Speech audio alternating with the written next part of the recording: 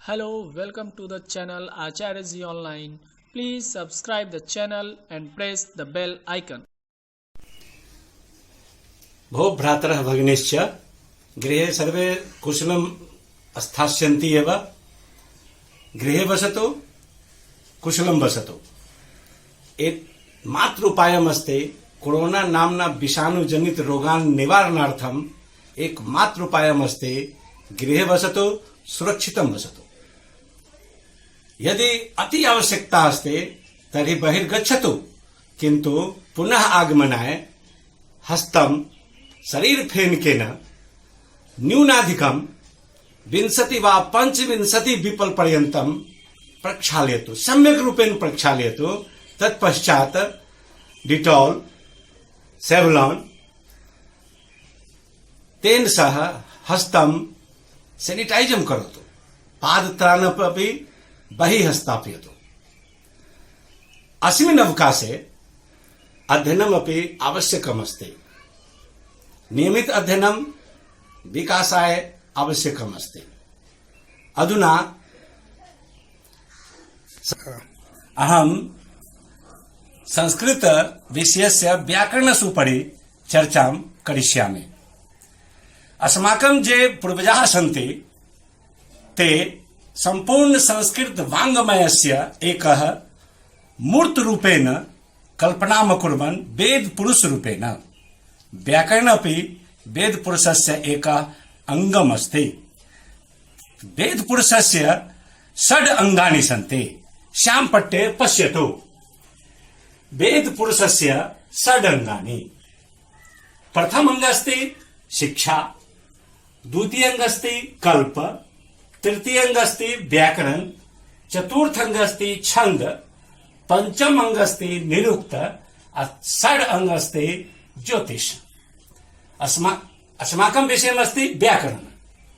व्याकरणस्य कृते अस्माकं पूर्वजाः अकथयन् मुखं व्याकरणं स्मृतम्। अर्थात् वेद पुरुषस्य व्याकरण जो अस्ति स मुख रूपेण प्रतिष्ठायते। व्याकरणस्य परिभाषा किम्? व्याकरणस्य परिभाषा अस्ति व्याक्रियन्ते, मया सह वदतु सर्वे, व्याक्रियन्ते व्युत्पाद्यन्ते शब्दाः अनेनिति व्याकरणम्। पुनः वदतु, व्याक्रियन्ते व्युत्पाद्यन्ते शब्दाः अनेन इति व्याकरणम्। अर्थात् व्याकरण शास्त्रे शब्दान् उत्पत्ति, शब्दान् उपयोगं, वाक्यस्य निर्माणं जेते नियमाः सन्ति सर्वानां नियमानां एकः संकलितः ग्रन्थः अस्ति स व्याकरण रूपेण ज्ञायते। व्याकरणस्य 2 भागो विभक्तो स्तः। एकः लौकिक व्याकरण, द्वितीय अस्ति वैदिक व्याकरण। तो अस्माकं विषयमस्ति लौकिक व्याकरण। व्याकरणस्य विग्रहं पश्यतु। अत्र व्याकरणस्य विग्रह, व्याकरण शब्दः किं प्रकारेण निर्मितम् अभवत् तस्य विग्रहम् अत्र पश्यतु। वि उपसर्ग अस्ति, आङ् उपसर्ग अस्ति।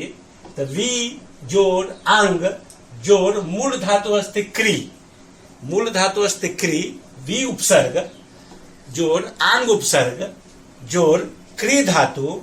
तत्पश्चात् लिट् प्रत्ययेन निर्मितेन शब्दः अस्ति व्याकरणम्। व्याकरणस्य 2 भागौ स्तः लौकिक वैदिक। लौकिक संस्कृते 48 वर्णानि सन्ति। लौकिक संस्कृते 48 वर्णानि सन्ति, किन्तु वैदिक संस्कृते 63 वा 64 वर्णानि सन्ति। वैदिक व्याकरणे 63 वा 64 व्याकरण वर्णानि सन्ति। अर्थात वैदिक व्याकरण में 63 या 64 वर्ण होते हैं, किंतु लौकिक संस्कृत में 48 वर्ण होते हैं। अधुना आगच्छतु वर्ण विचारम् उपरि चर्चां वयं सर्वे करिष्यामः। वर्ण विचारः 4 तत्त्वानि सन्ति वर्ण विचारे। प्रथम अस्ति स्वरूपः, द्वितीय अस्ति भेदः। वर्ण विचारे 4 तत्त्वानि स्वरूपः, भेदः, उच्चारण स्थान संधि। स्वरूप भेद उच्चारण स्थान संधि। वर्णस्य द्वौ भागो भवतः। वर्णस्य द्वौ भागो भवतः। एक अस्ति स्वरः, द्वितीय अस्ति व्यञ्जनः। एक अस्ति स्वरः, वर्ण विचारस्य द्वौ भागौ, एकः स्वरः, द्वितीय व्यञ्जनः। हो गया। वर्णः चिन्तयतु, वर्णः कुतः आगच्छति, कहाँ से आया वर्ण? अस्माकं जे पूर्वजाः सन्ति, अस्माकं जे पूर्वजाः आसन् पूर्वमेव, वैदिक कालात् पूर्व एव यः पूर्वजाः आसन्, ते देवाधिदेव आशुतोषस्य ताण्डव नृत्य समये ध्वन्या अक्षरस्य समूहं श्रुतवन्तः। तं समूहं नाम माहेश्वर सूत्र रूपेण सर्वे जानीमः, सर्वे जानन्ति। माहेश्वर सूत्रम्। अत्र माहेश्वर सूत्रस्य आवश्यकता नास्ति। अग्रे आगामी कालांशे अस्य उपरि चर्चां वयं सर्वे करिष्यामः। वर्णः आशुतोष ईश्वर आशुतोषस्य जे ताण्डव नृत्यः अभवत्, तस्मिन् समये अस्माकं पूर्वजाः जे अक्षरं श्रुतवन्तः, स ध्वनिरूपेण आगच्छति।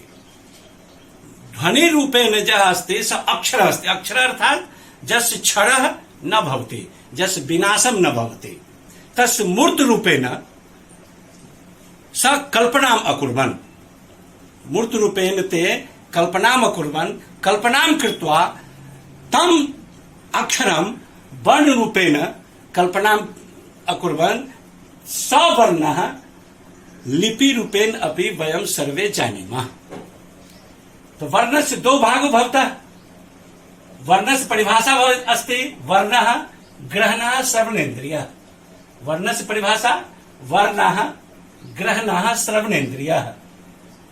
वर्णस्य अपरं नाम अक्षरमपि। अक्षरस्यैव नामान्तरं वर्णः। वर्णस्य लोकप्रिय परिभाषा अस्ति वर्णः सर्वलघुत्तम ध्वनि अस्ति यस्य विखंडनम संभवम नास्ति। हिंदी भाषा में भी सर्वे जानते, वर्ण उस मूल ध्वनि को कहते हैं जिसका खंड संभव नहीं हो। वर्ण को ही हम अक्षर कहते हैं। जिसको हम सुनते हैं उसको अक्षर कहते हैं, जिसको हम लिखते हैं उसको हम वर्ण कहते हैं। वर्ण दो भागो भवतः, स्वरः व्यंजनः। स्वर से परिभाषा अस्ति स्वयं राजन्ते इति स्वरा। जो स्वयं से शोभा पाता है उसको हम स्वर कहते हैं। राजन्ते अर्थात शोभायमान होता है। स्वयं अर्थात बिना किसी की सहायता से जिसकी शोभा होती है उसको हम स्वर कहते हैं। स्वयं राजन्ते इति स्वरा। स्वरा नाम द्वितीय परिभाषा अस्ति स्वरा नाम स्वतंत्रतया स्पष्टम उच्चार्यमाना वर्णा। अर्थात स्वरों का स्वतंत्रता पूर्वक स्पष्ट उच्चारण को हम स्वर वर्ण कहते हैं। यह हमारी परिभाषा नहीं, ये पाणिनिकृत महाभाष्य में लिखा है। महाभाष्य एक बहुत ही लोकप्रिय ग्रंथ है पाणिनि के द्वारा, उसमें यह लिखा हुआ है। तो अधुना वयं सर्वे अस्माकं पूर्वजाः जब वर्णानि समुच्चय रूपेण देवाधिदेव आशुतोषस्य तांडव नृत्य समय जह शृणो तस्य कल्पित स्वरूपम स्वर वर्णस्य कल्पित स्वरूपम वर्ण रूपेण एतानि सन्ति। अ आ ई उ ऊ री री लृ ए ऐ ओ औ। अधुना गच्छतु स्वर वर्णस्य त्रयः भागाः भवन्ति। त्रयः भागाः, किंतु लौकिक संस्कृते दो भागो भवतः। लौकिक संस्कृते दो भागो भवतः। वैदिक संस्कृते वैदिक व्याकरणे त्रयः भागाः भवन्ति। लौकिक संस्कृते भवति ह्रस्व यस्य उच्चारणे एक मात्रायाः समयम् आगमिष्यति। एक मात्रायाः समयं स्वीकरोति स ह्रस्ववर्णः कथ्यते। ह्रस्ववर्णे पंचवर्णाः आगमिष्यन्ति। अ इ उ रि लृ। दीर्घ स्वरः अर्थात यस्मिन् उच्चारणे द्वौ मात्रौ समयः ये स्वीकरोति स दीर्घवर्णं कथ्यते। दीर्घवर्ण संख्या 8 अस्ति। आ इ उ रि ए ऐ ओ औ। कतिपय पुस्तकेषु ए ऐ ओ औ संयुक्त स्वरः अपि प्राप्यते। कतिपयेषु पुस्तकेषु ए ऐ ओ औ वर्णौ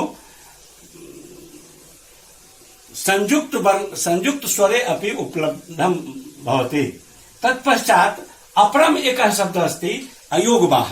अति महत्वपूर्ण स्थानम् अस्ति अयोगवाहस्य। अयोगवाहस्य